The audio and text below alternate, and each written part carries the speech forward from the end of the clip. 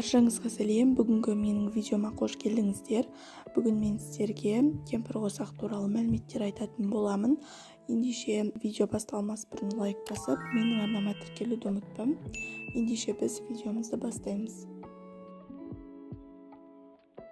Кемпірқосақ аспан күмбезінде түрлі түсті доға түрінде көрінетін атмосферадағы оптикалық құбылыс.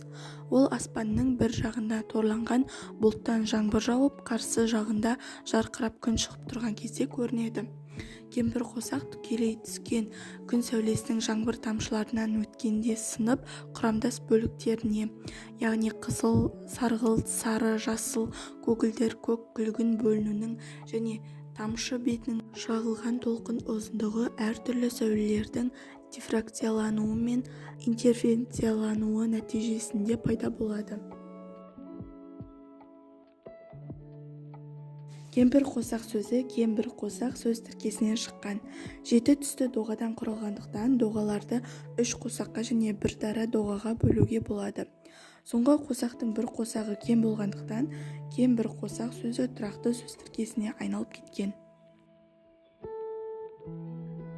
Кемпірқосақтың сыртқы иені қызыл түске, ал ішкі иені күлгін түске боялған. Ал олардың аралығында спектрдің басқа түсті бояулары орналасады және әр түстің өз реті болады. Кемпірқосақтың айқындылығы жаңбыр тамшыларының үлкен-кішілігіне байланысты өзгеріп отырады. Тамшы үлкен болса, кемпірқосақ айқын, жарық болып көрінеді. Кейде алғашқы кемпірқосақпен бірге екінші кемпірқосақ қабаттаса көрінеді.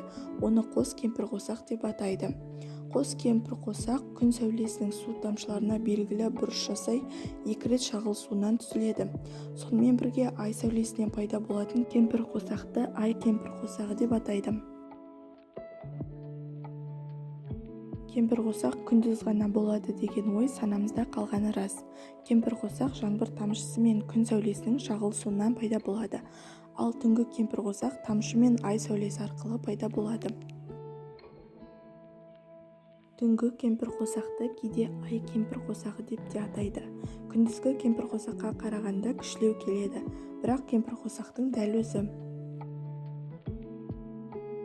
Ай кемпірқосағы көбінесе сарқырама мен жағалауда пайда болады. Айға қарама-қарсы бағытта түзіледі, әрі радиусы күндікіне ұқсайды. Түнгі кемпірқосақты көру қиын, кез келгеннің жолы бола бермейді. Өйткені ай толысқан, жарық түнде жаңбыр жауа қоюы екіталай. Оның үстіне ай жер өрісінен биік емес, көлденең шамамен 42 градус шамасында орналасқан кезде кемпірқосақ пайда болады. Және күндізгі кемпірқосақтай жарық болмайды, содан адам жақын тұрмаса алыстан көре алмайды. Айлы түнгі кемпірқосақ ақ шеңбер, жартылай жарық арқа тәрізді көрінуі мүмкін. Осымен біздің видео аяқталды. Егер сіздерге видео ұнаған болса, лайк басып, менің арнама тіркелуді ұмытпам.